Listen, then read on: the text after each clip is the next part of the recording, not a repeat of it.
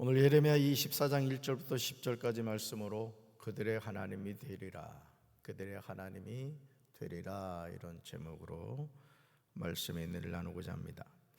하나님은 택한 선지자들을 통하여 하나님의 일을 직접 이루어 가십니다. 그런데 하나님의 일을 이루어 가실 때 말씀을 통하여 직접 말씀하기도 하시고, 예레미야 24장에 나오듯이 환상을 통하여 말씀하기도 합니다. 그러니까 이 환상이라는 것은 하나님의 말씀을 표현하는 한 가지 방법이라고 하겠습니다. 하나님은 다양한 방법으로 하나님의 말씀을 우리에게 전해주시죠. 예레미야 24장은 무화과 두 광주리 비유입니다. 1절부터 3절에는 무화과의 환상이 나오고 4절 이하에는 이 환상에 관해 설명하는 내용이 이어서 나오고 있음을 보게 됩니다. 하나님은 성경 곳곳에서 다양한 환상을 통하여 하나님의 뜻을 전하셨습니다. 우리가 사도행전에서 마케도니아 환상 기억하시죠? 아시아의 복음을 전하려고 했는데 마케도니아 환상을 통해서 하나님께서 그 복음을 유럽으로 이렇게 바꾸는 것을 보았죠. 먼저 예레미야 24장 1절을 보시면 다음과 같이 기록하고 있음을 보게 됩니다. 우리 우리말 성경으로 1절을 한번 읽습니다.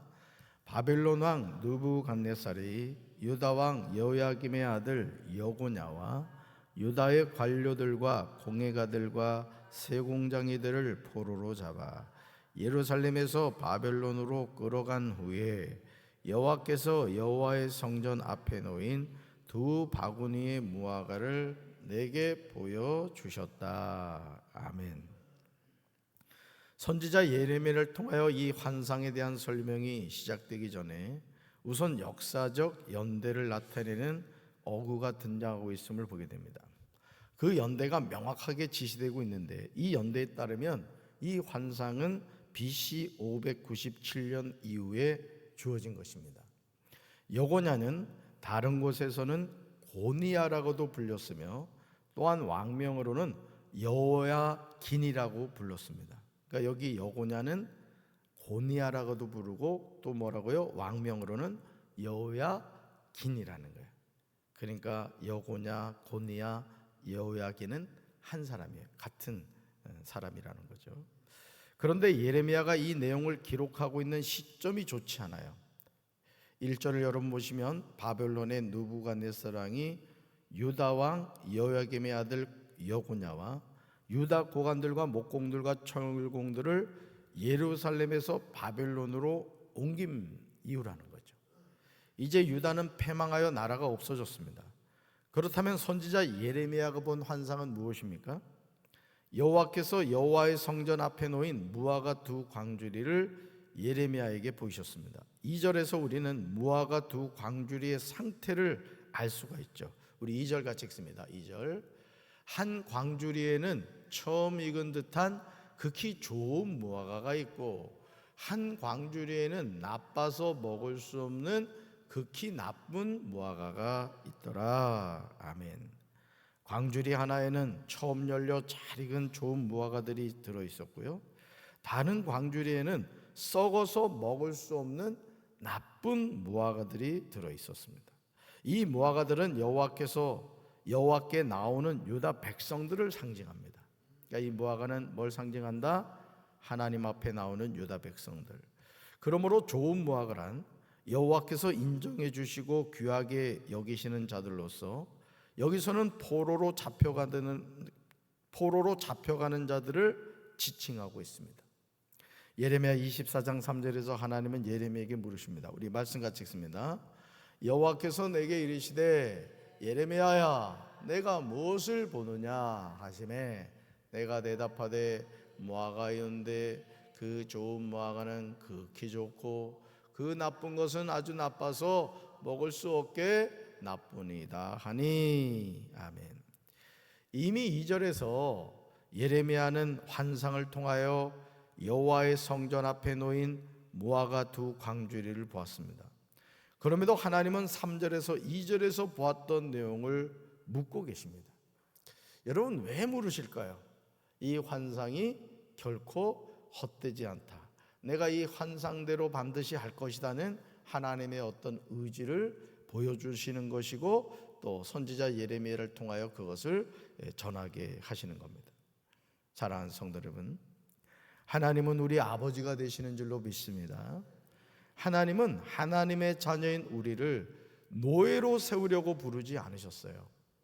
하나님은 흙으로 사람을 만드실 때 하나님의 존귀한 형상으로 만드셨습니다. 이것은 하나님의 성품을 주셨다는 뜻이에요.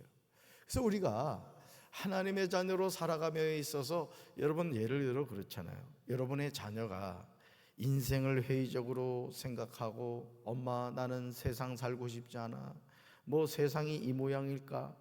여러분 부모로서 그렇게 말하는 자녀가 어떻게 느껴지시겠어요? 마음이 아프죠. 그렇죠?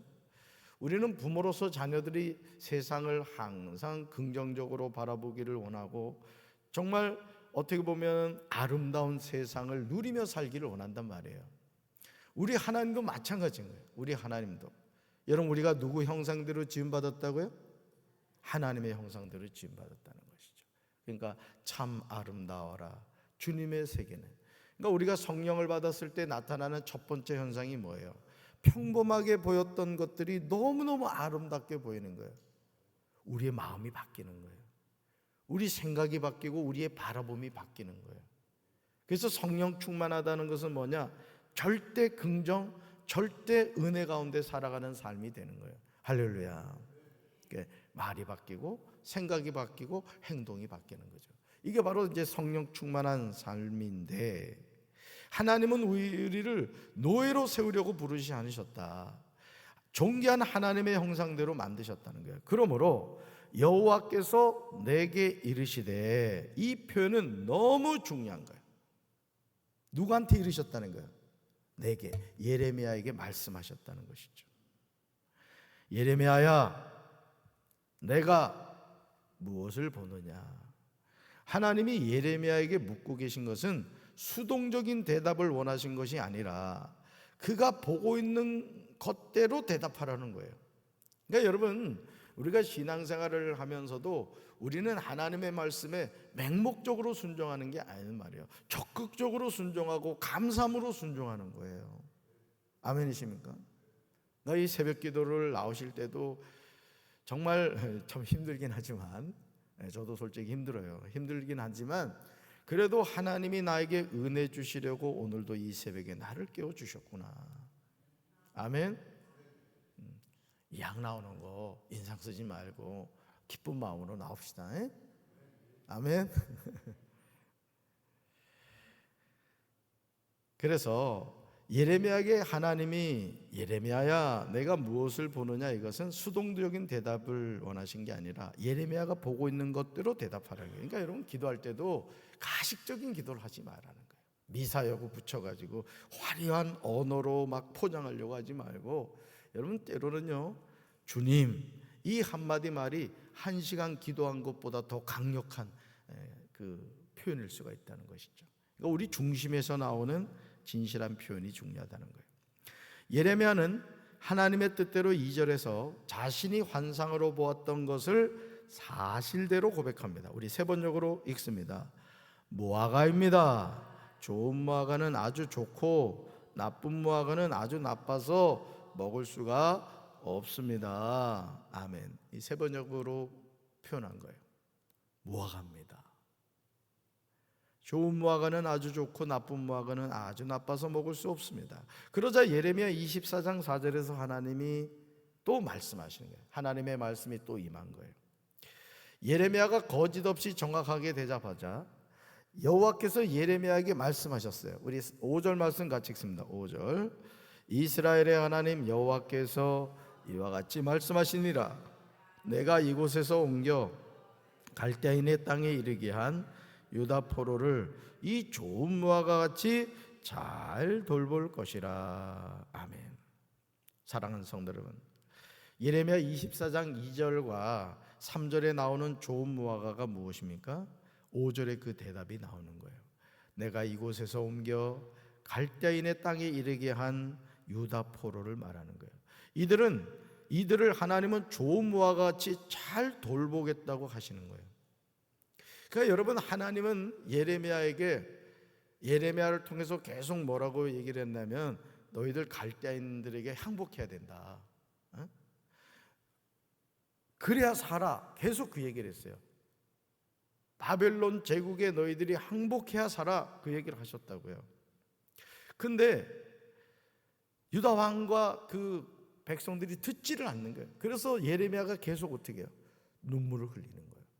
그래서 여러분 이제 예레미야 애가를 가면은 계속 예레미야의 눈물이 나오는데, 여러분 생각해 봐요. 하나님이 예를 들어서, 자, 하나님이 여러분들에게 어떤 말씀을 주셨다고 칩시다. 예를 들어 오른쪽으로 가라, 이런 하나님의 음성을 들었어요. 근데 사람들은 자꾸 왼쪽으로 가요. 속이 타요, 안 타요? 속이 타는 거예요. 그러니까 오늘 이 바벨론에 지금 포로로 잡혀가 있는 이 사람들이 어떤 무화과라고요?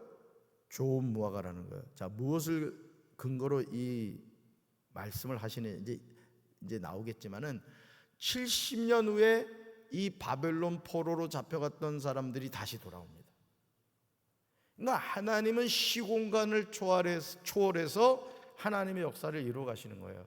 그러니까 오늘 우리의 삶도, 예를 들어 저도 94년 11월부터 이제 처음 목회를 시작했는데 30년 후에 제가 강경 제일교회 재단에서 말씀을 전하고 있다는 것을 알았다면, 제가 그 지하 개척교회에 있으면서도 아멘 할렐루야 참 아름다워라 주여 믿습니다 이랬을 거 아니에요. 보이는 게 있어요, 없어요? 없으니까 낙심하고 정말 주님 앞에 그냥 무릎 꿇고 눈물 흘리고 말이죠. 그랬단 말이죠. 우리 살아가는 인생도 마찬가지죠. 우리 하나님은 전지하신 분이라고요. 우리 인생을 누구한테 맡겨야 돼요? 하나님께 맡겨야 돼요. 아멘이십니까? 하나님은 포로로 이미 바벨론으로 붙잡혀간 하나님의 백성들에게 자비와 은총을 베풀고자 하신다는 사실을 보여주고 있습니다. 그들은 비록 죄를 범하였을지라도 여호와의 자비를 구하며 회개할 것이므로 여호와께서는 그들을 선한 존재들도 보신다는 것이죠. 물론 이들에게 회개하는 심령을 주시는 분도 바로 여호와 하나님이시라는 거예요. 그러니까 우리 인생은 모든 게 하나님의 은혜인 거예요. 은혜. 우리 마음에 회개형을 부어주시는 분도 하나님이시고, 우리에게 성령을 부어주시는 분도 하나님이시고, 우리를 죄 많은 이 세상에 머물지 않고 천국을 향해 가게 하시는 분도 하나님이라는 거예요. 그러니까 다 모든 것이 은혜, 은혜, 은혜, 은혜인 거예요. 이거 부르다 보면 이제 새벽기도 다 끝날 것 같아요. 여기서는 은혜란 말이에요. 은혜. 그래서 세 가지 약을 항상 먹어야 된다 그랬죠. 항상 기뻐하고, 쉬지 말고 기도하고, 범사에 감사하고. 할렐루야. 그러니까 하나님은 이미 바벨론 포로로 잡혀갈 때, 그러니까 여러분 바벨론이라는 제국에 하나님의 백성을 보낸 것은 뭐야? 연단이란 말이야. 순금과 같이 되어 나오게 하시려는 하나님의 훈련이라는 거죠. 사실은 안 붙잡혀 갔어야 되는데 그것도 말씀에 불순종했기 때문에 사실은 이제 그렇게 되었던 거죠. 열왕기하 24장 14절부터 17절을 보시면요, BC 597년에 바벨론의 포로로 잡혀간 사람들은 유다의 지도층이었으며 핵심이 되는 인사들이었습니다. 이들은 선지자 예레미야의 메시지를 거부하였으나 막상 그 예언이 성취되는 것을 경험하자 많은 이들이 뉘우치기 시작했어요. 그러나 끝까지 유다 땅에 남아있던 자들은 예레미야에 대한 적대감을 버리지 못했어요. 왜냐하면 그들은 심각한 고초를 겪었기 때문이죠. 예레미야 24장 6절과 7절에서 하나님은요, 회복의 메시지를 전하고 있어요. 회복의 메시지. 저는 이 은혜가 저와 여러분에게 함께하기를 주님의 이름으로 축원합니다. 우리 회복의 메시지 같이 읽습니다.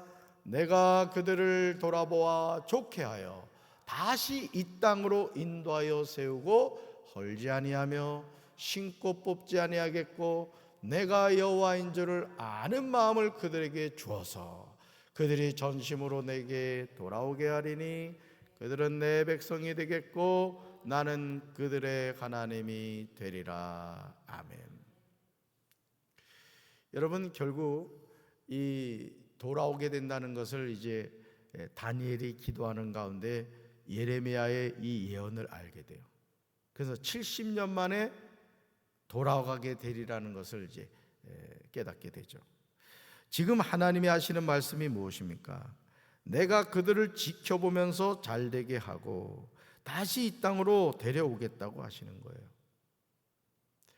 그러니까 여러분, 하나님의 마음은 징계에 있지 않는 거예요. 하나님이 우리를 징계하실 때는 우리를 새롭게 하시려는 게 목적이란 말이에요. 아멘이십니까?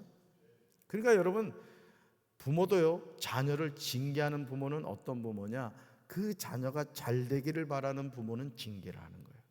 근데 네 멋대로 해라, 이건 뭐예요? 방치란 말이죠. 그러니까 오늘 우리가 하나님의 자녀로서 이걸 깨달아야 돼요. 내가 그들을 세우고 헐지 않겠으며 내가 그들을 심고 뽑지 않겠다고 하십니다. 이제는 내가 그들에게 나를 그들의 주로 알아볼 수 있는 마음을 주겠다고 하시며, 그러면 그들이 온전한 마음으로 나에게 돌아와서 나의 백성이 되고 나는 그들의 하나님이 될 것이라고 말씀하세요. 여러분, 7절과 다 밑줄으세요. 그들은 내 백성이 되겠고 나는 그들의 하나님이 되리라. 그 다음 밑줄으세요. 결국 하나님이 원하신 것은 이거예요. 너는 내 백성이야. 나는 너의 하나님이다. 여러분, 요한계시록에도 결국 나오는 내용이 이거란 말이에요.